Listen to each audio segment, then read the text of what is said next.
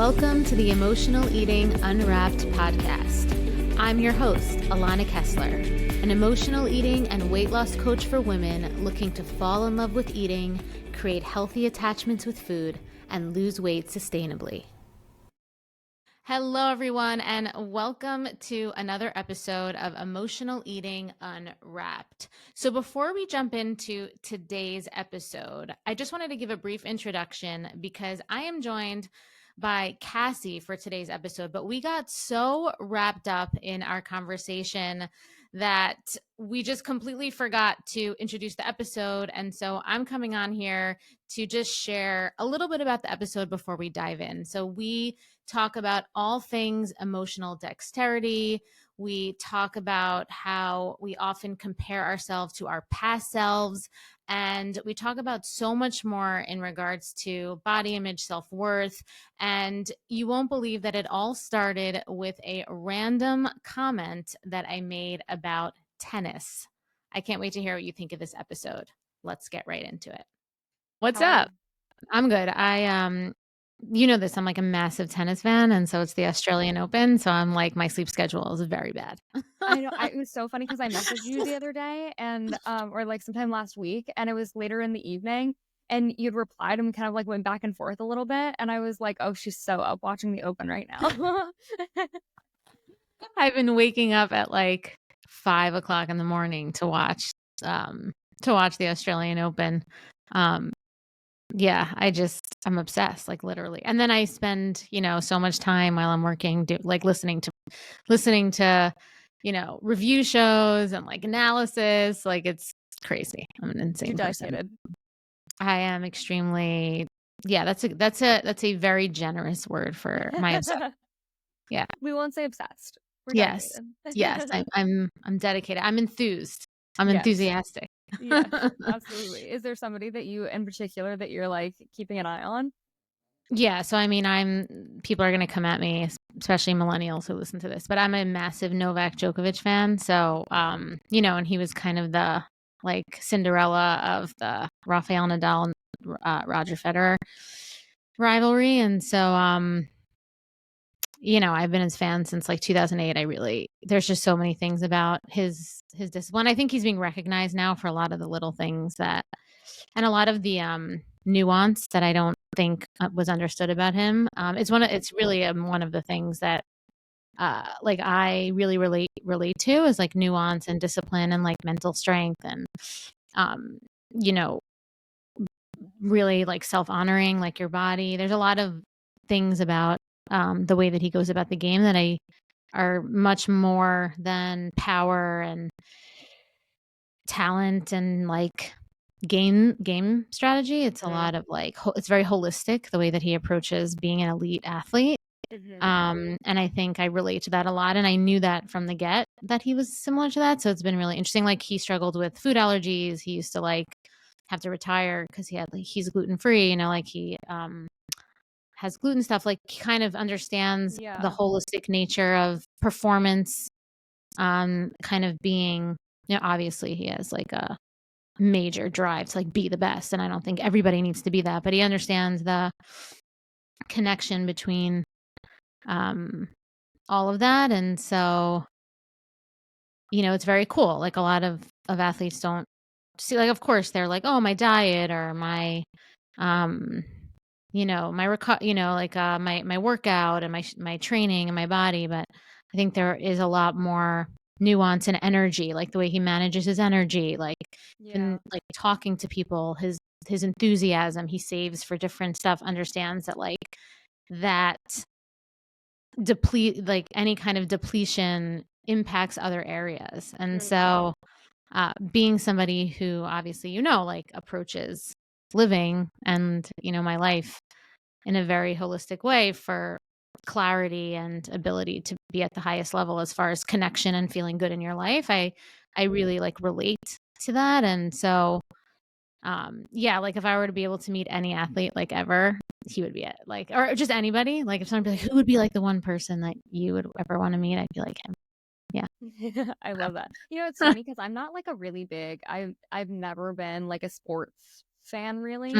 And I've never like even played really like sports. But my boyfriend's a huge sports guy. So we watch a lot of, I do actually, and this is separate from my boyfriend in general, is like I do love a good sports documentary. And I think it's just like because of the humanity of it. Like, you know what I mean? Like I have no interest in the sport that they play or the task that they do, but I do like have a great interest in like the humanity of it and like the different, like, I don't know, when they're talking about like why they're doing this or like why this is their passion or like why, or like the different, I don't know, methods they go about like shaping their craft and that sort of thing. I find like I said, not to beat a dead horse with the word, but like the humanity of it all. Like I am keen to that a little bit more and like all the different versions of yourself that you kind of go through to get to like be an athlete or just generally like as a person. And so I have a love for sports documentaries, but not so much the game.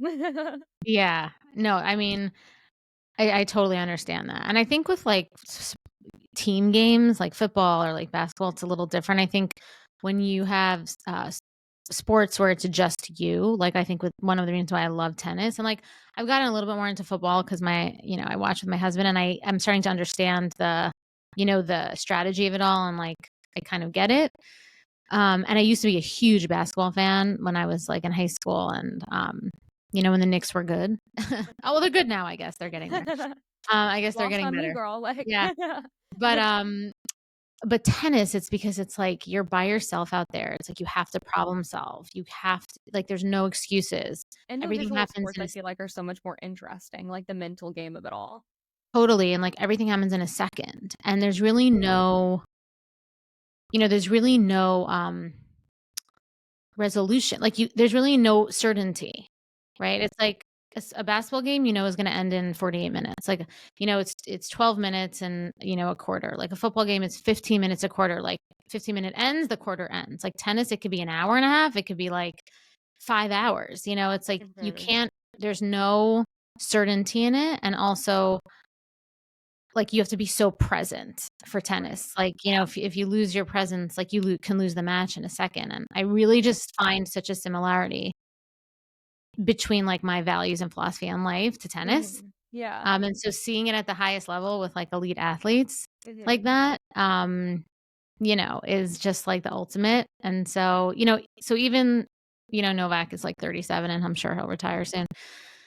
I still appreciate the like seeing people live their life that way. And when you hear them speak, even when people ask them questions that they want them to give them like a certainty answer, their answers are always like very in the moment, like similar to the way that like I answer clients' questions when they ask me. And I'm always like, it's neutral, it's like just be with your cues. Like, this, just however you feel in this moment, this is this moment, then the next moment's the next moment. Like you Yeah. can't be so far ahead of yourself, because if you are, it's usually going to trip you up. And so when I see that, I'm obsessed. Yeah. Very Yeah. obsessed. Very, very dedicated. Well, I think that there's like so many different like motifs to like tennis specifically, like to like mental, like just the mental game, I guess you could say. I hate to call Mhm. it like your mental state like a game, but like there's a lot of like different nuances that are very similar from tennis to life, I guess you could say.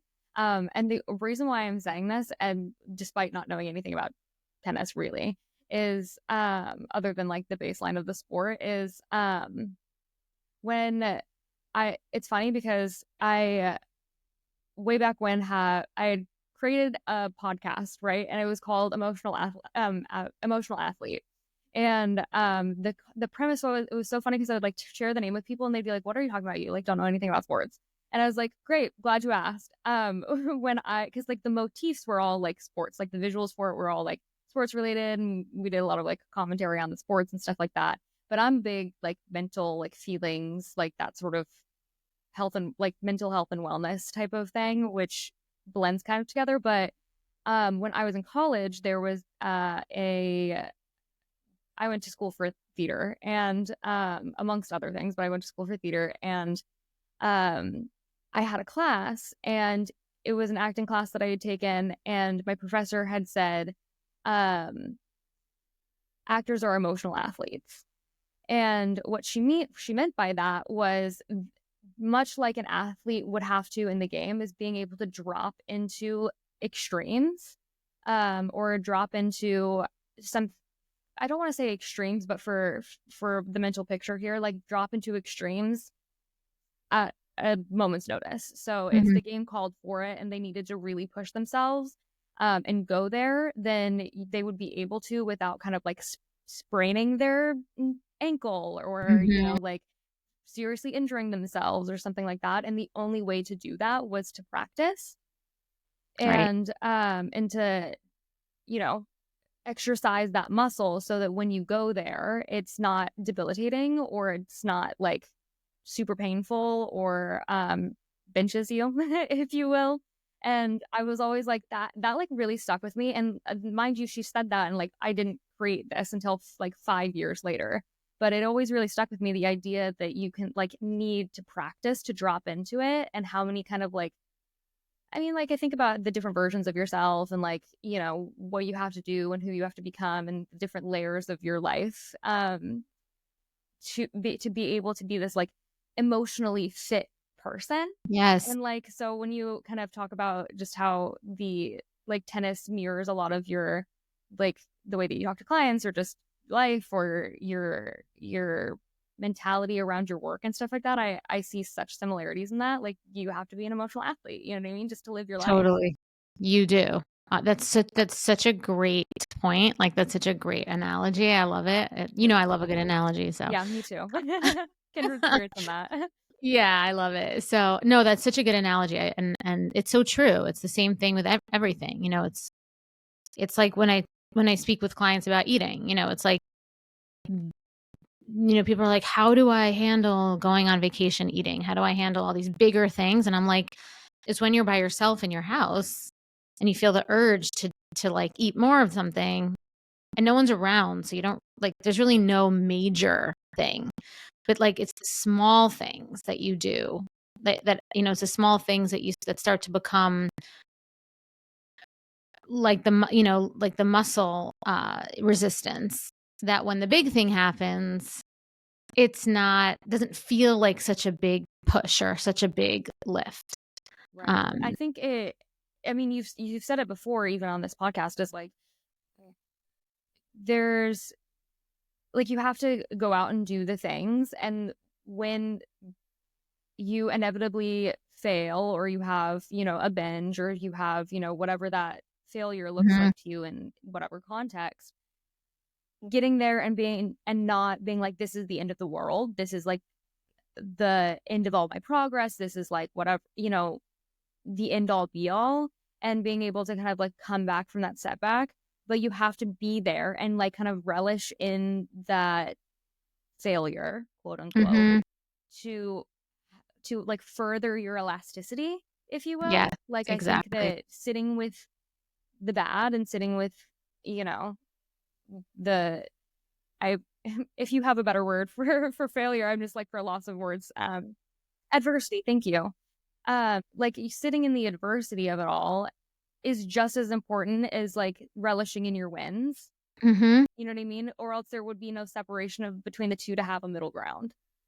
Exactly, like, you wouldn't be able to get like, all the greatest athletes, like, they always learned from the bad, the losses, the adverse situations, and so they're always good. Like, there's never not a win. It's especially you need to have that mindset. The only way you don't have a win is if, your ego's involved or if you have some unrealistic expectation, right? So, the same thing with exactly with this. It's like, there's gonna be always be something to learn from an adverse experience, especially when it comes to eating. And if you see it that way, and then you recognize that you have the power, and you have a mindset of personal growth and accountability, and um, this belief system around I am in control, then you know that now you have a new tool that you can apply, that you can use the next time something comes along, as Hmm. long as you recognize it as a tool, not as something, not as a weapon that's Yeah. hurting you. Yeah. And I feel like recognizing something as a tool versus a weapon is a massive mindset, you know, is a mindset upgrade that people have to recognize. And that means you have to have a different attitude around negative feelings. Be like, oh, just because I'm feeling sad, bad, guilty, like gross, whatever, doesn't mean that it is bad, or it is like something bad happened. My feeling isn't my reality, but I am also allowed to, but I also do need to feel this so that I could learn from it Mhm. and change the reality next time. Yeah.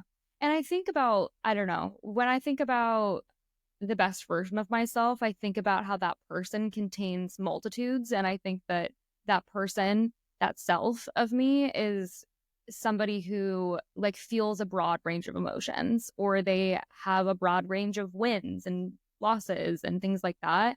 And so I think that without going there, and like without really noticing, recognizing adversity, challenges, or just like straight up feeling fucking bad Mhm. and just sitting with it and being like, yes, this feels bad. Mhm. That did not make me feel good. And just kind of like relishing in that, if you will, like, is just as important as me, relishing in the good moments, because I don't think of myself as somebody who wants to be, it's not that this is going to sound crazy, but like, I don't want to be somebody who's just happy all the time. Like, I want to be someone who feels the full spectrum of human emotion. And I don't think that you get a big, full, like happy life. Like just, I should say, not happy, but like big, full life, big, vibrant life without feeling the spectrum of it all, because I don't know. I think both sides of the spectrum kind of like inform the opposite. You know what I mean? Mhm. And so it just, I don't know. I think of it kind of like a massage in a way. Like, you really sometimes, I don't know if you're a fan of deep tissue, but like when you go in and get a Huge massage, fan. you're like, sometimes this fucking sucks. Like this, Mhm.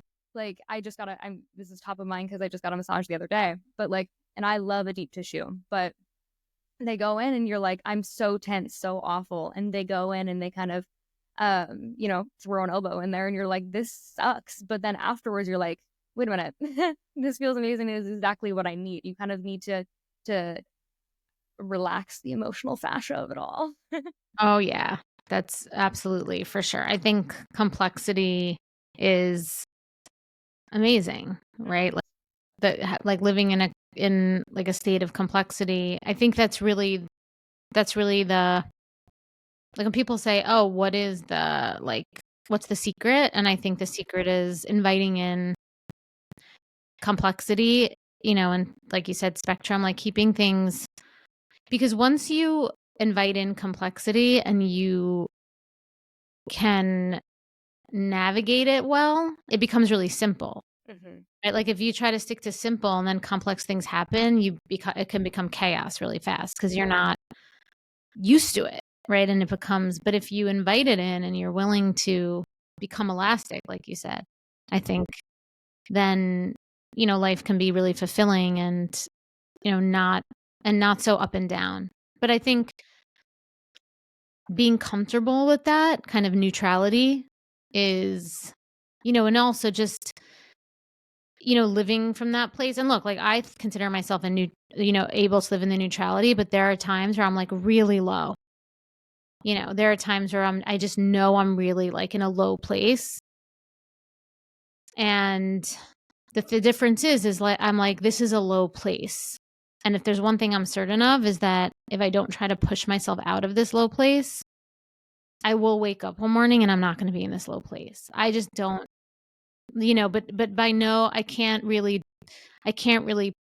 determine. All I could do is do like my discipline stuff, continue to, just because I'm in a low place doesn't mean I'm going to throw everything to the wind, right? Like if I'm in a low place, I'm still going to do yoga. Like I'm still going to make good eating decisions. Like I'm still going to do the things, I might not feel as good doing them, and I might not do them to I might not, they might not be like the same energy around it, but I'm still going to go through those motions because that's what's going to bring me to the other side, right? So I feel like everyone needs to have these. I think that as a human, you need to have these anchors of stuff for you, and I think one's relationship to eating and feeling, feeling empowered and, uh, really like seeing making decisions around eating and making good ones that nourish your body as just like an anchor for self-care, I think gives you this innate ability. People are like, I don't know, I don't have discipline, like I don't have something like that. Like I don't like yoga. And I'm like, well, why don't you just approach your choices with food as that? It's like you can see it that way. That's a huge mindset reframe too, I think. 100%. I remember what it felt like to be stuck in the cycle of emotional eating. I tried every diet out there, counting, tracking, restricting, but nothing ever worked. Food controlled my life, my thoughts, and I constantly felt guilty after eating. But once I learned how to heal the emotional triggers behind my eating and trust my body, everything changed. I stopped obsessing over food, the weight started coming off naturally, and I found real freedom in how I ate and lived. So, I created the Sober Eating year-long mentorship to help other women experience the same transformation. So you can stop battling with food, you can lose weight without deprivation, and you can feel confident in your body again. In this mentorship, you'll have access to my proven nervous system rewiring method. You'll have access to live coaching with me, weekly accountability, and a community of women who truly understand your journey. You'll also have free access to my signature programs, the Emotional Eating Solution and Decoding Permanent Weight Loss, valued at $2,000. Click the link in the show notes to explore the mentorship today. You don't have to do this alone. I'll be right there with you every step of the way.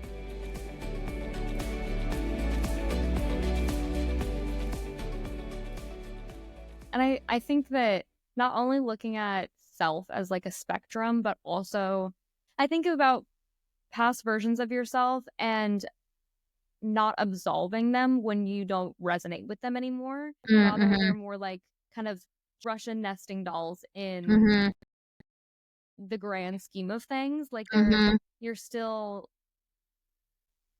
connected to those different versions of yourself or parts of you because say there was a phase of your life or a portion of your life where you were really low and you don't really resonate with that anymore. Like I think that still identifying that like as a part of yourself and something that you had to go through to get to this person is very vital because it informs your choices going forward. And I feel like if you don't kind of keep it with you in a way, it's a little bit of a form of self-abandonment because you're like you went through all of those things like that. You don't need to eradicate that or erase that. Like, and in this instance, say for example, your former self, you were at, I mean, it could go both ways. Like you were at a lower, or sorry, you were at a higher weight previously in your life, and you're like, oh, I don't even want to think about that version of me. Like I don't even want to even like see a picture of like that past version of me.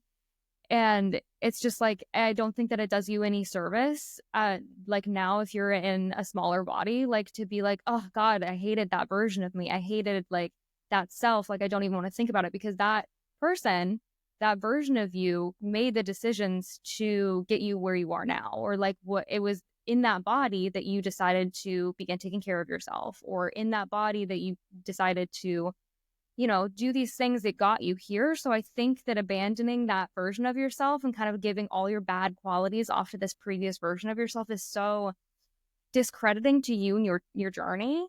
You know what I mean?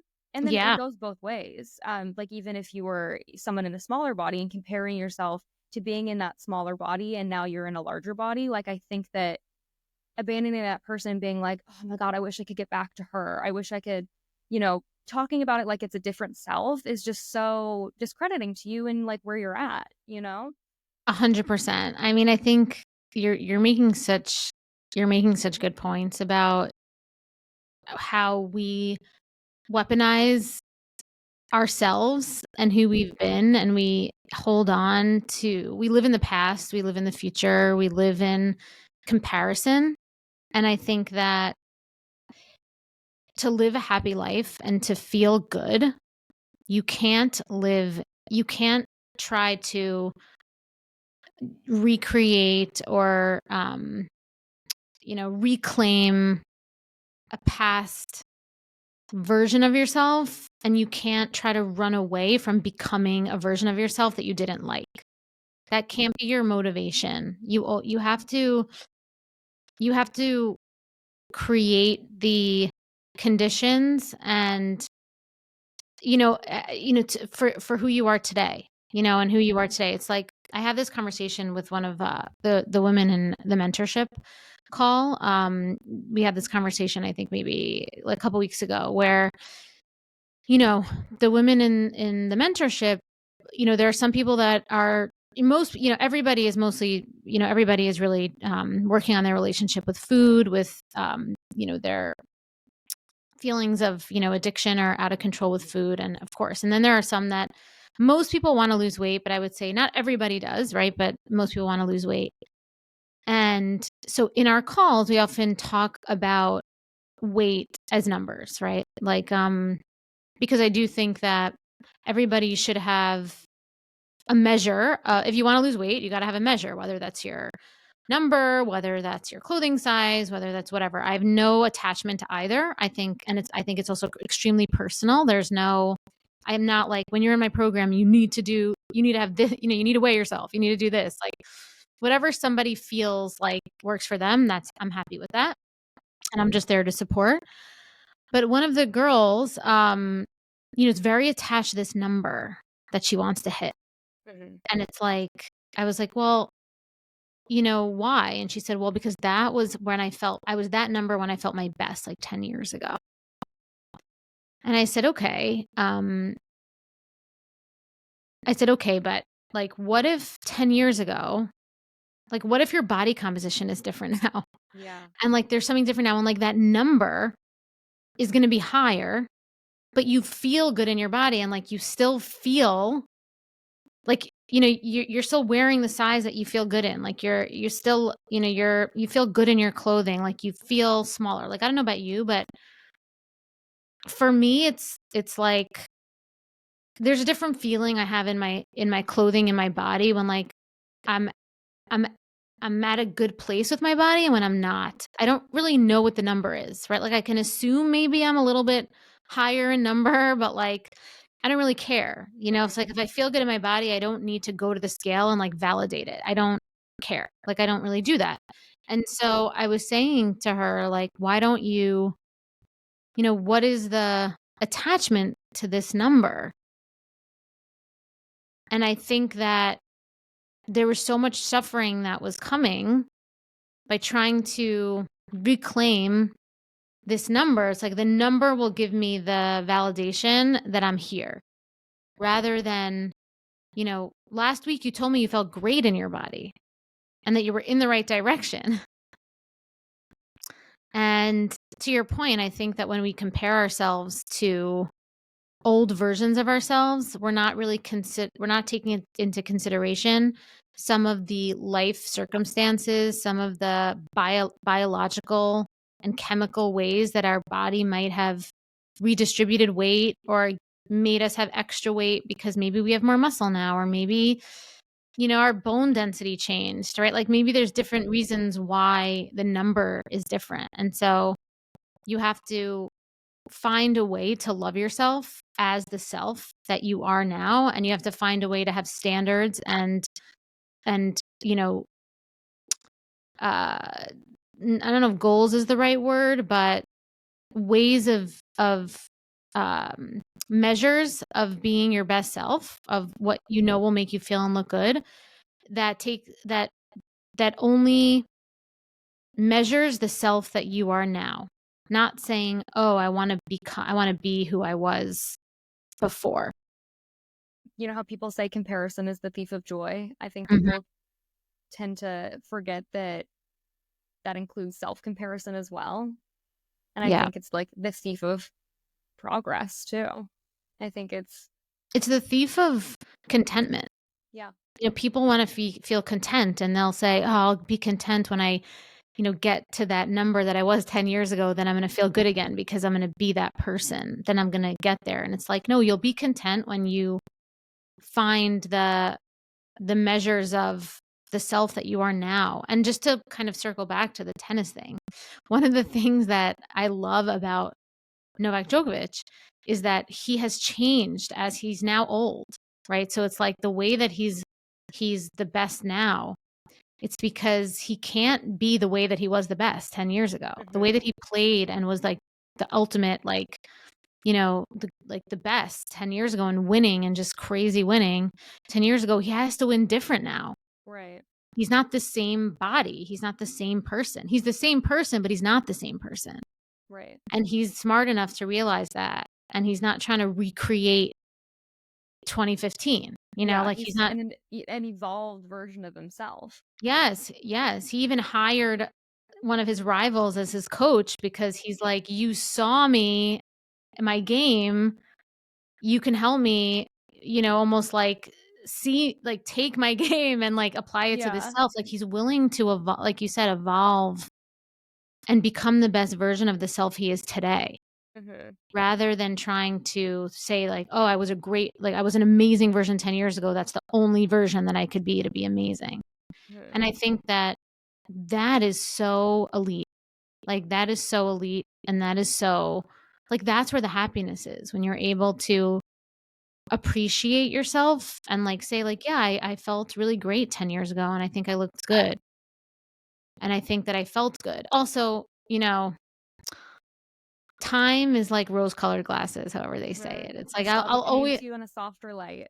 Yeah, like I'll always ask people, I'm like, okay, but I mean, what was going on in your life then? Like, were you truly 100%. happy? Like I remember when I was like, wearing the tiniest, like I was, 15 pounds lighter than I am now. And I was like a bulimic. Like, did I occasionally walk into a room and love how I looked in that dress? Like, sure. But was I feeling horrible inside? Yes. Was I like insecure? And yeah, maybe I had a moment of feeling great, but there were just so many other negative things in my life at the time.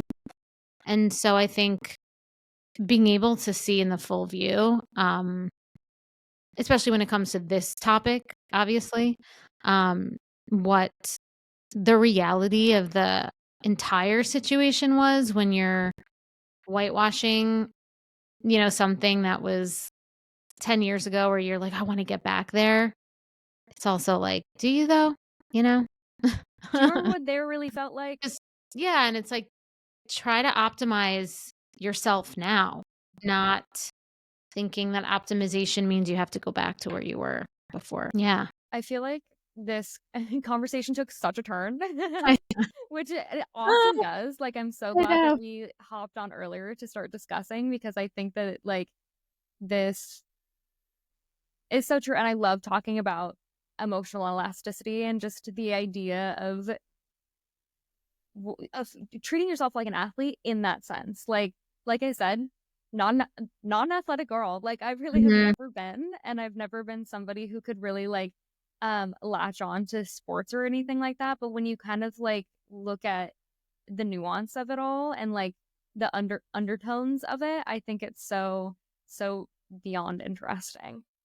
Well, I mean, that's why I love sports. Like, I love the human will, and not willpower, but like the human resiliency. Like, the people that feel like their lives are the most like full is because they're willing to see themselves as like players in life, and then they're willing to be like, I'm so lucky to be playing. Like, when you listen to people at the end of their matches when they win, like the first thing they say is like, I'm so lucky to have this like sport. And like, I feel like that's what we need to do about life. Like, we're so lucky to have this life. And of course, like, that doesn't mean that you can't be sad or have pain or, of course, like, it's also very hard. And life is not a sport game.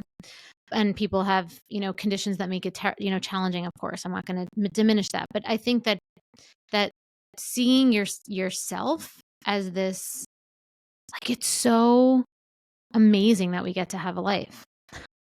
That we get to live and we get to like be here. And especially if you're relatively healthy, especially if you have health, like real health. Like, I just feel like we owe it to ourselves treat ourselves like elite athletes and do the things, right? And it's like, we don't even have to be elite athletes. They're like, their lives are insane. Like, Yeah. we just have to make self-honoring decisions, have boundaries, have self-awareness, deal with difficult emotions sometimes, make decisions where it's not given to our,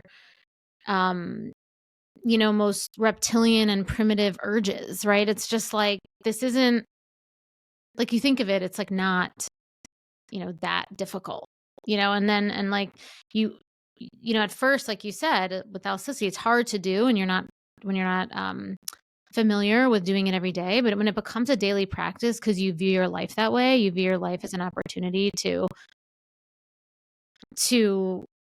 practice these types of things, like, it's really in the consistency of living that way that you get that contentment, you get that happiness. It's not like some secret that you're just gonna get a download and you're just gonna get a secret and now you it's all good. It's really the consistency of these small little things. And you don't really, it doesn't mean that you're never going to have sadness or pain or anything like that. But again, like we said in the beginning, the sadness and pain are tools. They're still, the negative, the adverse situations, the choices that you made that weren't good, the feelings of failure, like, those are opportunities baked into those situations too. So Yeah. I think we owe it to ourselves. Like you said, I think it's very, very rare to even, not to be too existential about it, but it's very rare to even exist. And like you said, it's very even rarer for you to be in even relatively good health, especially these days. Like, I think that, like you said, we owe it to ourselves to give ourselves the best shot. And when I say the best shot, I think that using every facet of your life, and I don't know, like you said, exercising kind of your life in its fullest capacity is the least you can do. 100%. Couldn't agree more. Well, thank you so much for, for coming on today again. Love our chats. I feel like I'm such a dork for existential conversations. And Same. so it's like, well, are we both We're both Capricorns? Capricorns, yes. Yeah, obviously. We all just want to know how we fit into the grand scheme of things, right? Oh my God. Yeah. And to our listeners, we love you guys. Thank you so much for listening. If you're on YouTube, please subscribe. If you're listening on Spotify, if you're listening on Apple, please subscribe and like our episodes. We love doing these episodes for you. And we are here, new episodes every week. So until next time, I'm Alana. And I'm And Kassi. and thank you for listening to Emotional Eating Unwrapped.